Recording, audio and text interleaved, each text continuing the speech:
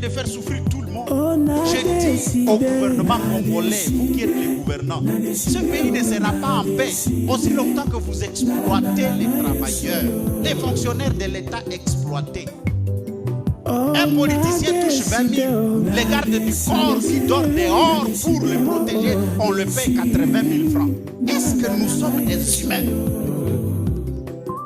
L'enseignant qui t'a formé à l'université, vous le payez à peine 800 $. Mais vous payez 40 000, 60 000. Est-ce que nous sommes des humains? Comment est-ce que nous allons parler de la démocratie et du développement aussi longtemps qu'il y a cet écart-là? Les uns sont là-bas, vous autres, vous êtes dans la boue ici. Comment est-ce qu'on peut parler de ça? C'est pourquoi le poisson ne va pas finir. Vous allez mourir les uns après les autres. Ça ne va pas finir.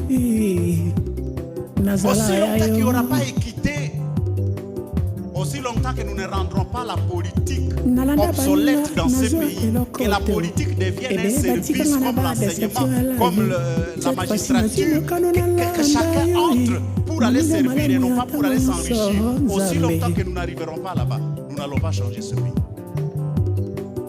Tout le monde sait que le moyen le plus facile de s'enrichir, c'est de devenir politicien. Et combien se préparent ici pour devenir politicien? Allez-y, allez-y, je vous encourage, mais allez pour servir et non pas pour se servir. Bien-aimé, Dieu jugera le mauvais riche, ceux qui font souffrir les autres, ceux qui mettent les autres mal à l'aise, ceux qui détournent les deniers publics. Vous détournez les médicaments pour un hôpital. Les enfants meurent de la malaria pendant que vous avez vendu ça ici quelque part. Et vous trouvez que vous êtes normal. On vous appelle Gabriel, on vous appelle Jean-Marie, on vous appelle quelqu'un et vous vous dites que vous êtes membre d'une église. Ça doit continuer comme ça? Non. Dieu jugera tous ces mauvais riches. Alors, si je parle de mauvais riches, y a-t-il de bons riches? Oui. Y a-t-il de bons riches? Oui. Les bons riches, ce sont ceux qui savent que Dieu les a bénis et ils sont devenus riches. Et avec cette richesse, ils servent Dieu, ils servent leur famille, ils servent les autres. Donc, pour eux, l'argent, c'est un outil qu'ils ont au service de Dieu, au service des autres, au service de l'humanité.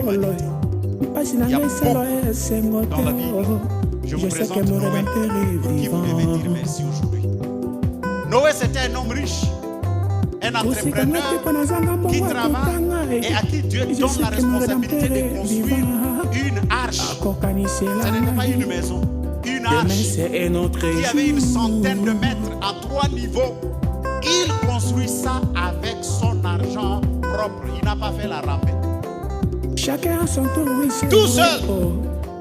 J'attends vous les riches de cette église et de cette ville. Quel jour vous allez vous réveiller et commencer à dire je mets 1 million pour l'œuvre du Seigneur, je mets 1 million pour aider les veuves et les orphelins. J'attends. Parce que nos